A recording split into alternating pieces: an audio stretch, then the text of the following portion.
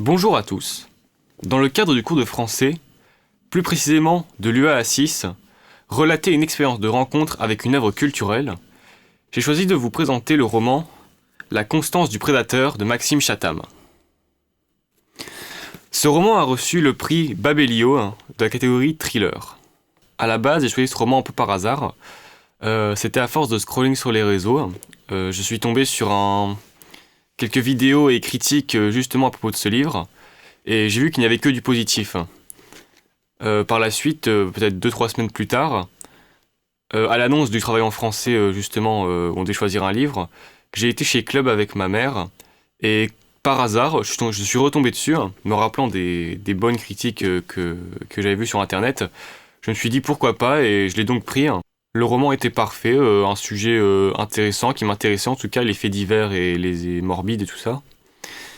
Et il comportait aussi le prix littéraire qui était nécessaire à la réalisation du travail. Alors, le roman La constance du prédateur de Maxime Chatham est un roman de la catégorie thriller. Étant un grand fan des films ou romans de cette catégorie, comme Seven ou encore Le Silence des agneaux, j'avoue que je n'avais pas trop de doutes sur le fait qu'il allait me plaire. En effet, l'auteur, à travers son livre, arrive vraiment à créer une ambiance de stress et d'anxiété constante qui équivaut largement à des films d'épouvante qu'on peut trouver au cinéma. L'auteur arrive vraiment à chaque instant à nous surprendre avec des révélations toutes plus glauques et inquiétantes les unes que les autres. Tout ça dans un environnement très morbide qui n'arrange rien à la situation. Le roman aborde aussi un aspect plus psychologique, de par le fait que les personnages se posent aussi la question, comme on pourrait le faire, de pourquoi nous les humains sommes à ce point attirés par le morbide ou les faits divers. Le livre commence son histoire dans une vieille mine désaffectée, lorsqu'une douzaine de femmes sont retrouvées à l'intérieur, mortes. Celles-ci sont disposées dans une sorte de chambre sectaire derrière un mur initialement scellé. On suit alors Ludivine, donc anciennement flic à la gendarmerie, qui se retrouve du coup envoyée au département des sciences du comportement afin d'enquêter sur cette enquête et d'avoir un nouveau cerveau sur l'affaire. Les enquêteurs donnent donc au tueur le surnom de Charon, comme le passeur des enfers. Et on se rend compte au fur et à mesure de la lecture que en fait ce Charon sévit depuis plus d'une quarantaine d'années dans le secteur sans que personne ne fasse de lien entre les différentes victimes. Charon est méticuleux, très patient et commet très peu d'erreurs, ce qui rend très difficile sa traque.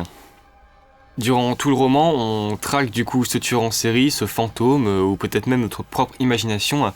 Difficile à dire vu que le peu de preuves qu'on a et le peu de traces que laisse le tueur, entre guillemets, rendent très difficile l'enquête, et donc de se rendre compte de ce qui est vrai ou de la réalité.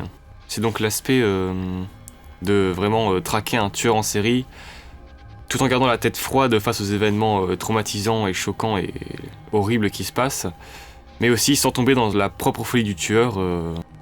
Mon ressenti après une telle lecture est finalement assez partagé. D'un côté, on relativise.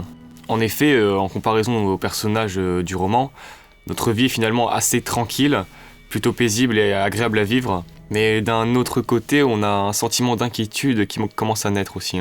Car en effet, il y a des homicides un peu partout sur Terre à tout moment. Et on se demande pourquoi ça ne nous arriverait pas à nous. Pourquoi ce genre d'événements relatés dans le roman ne pourrait pas réellement arriver? C'est vrai, des tueurs en série, il y en a eu tout au cours de l'histoire, et le roman arrive aussi par moments à provoquer les deux sentiments en même temps.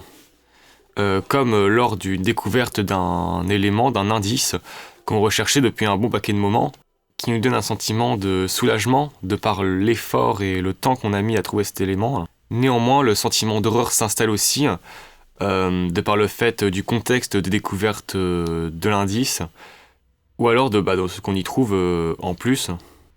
En tout cas, j'ai pris beaucoup de plaisir à lire ce livre, et je le recommande vivement à toute personne qui se sent impactée par ce genre de récit, et même pour les personnes qui se sentent un peu sensibles face à ce genre d'histoire ou de sujet abordé qui peut être un peu tabou.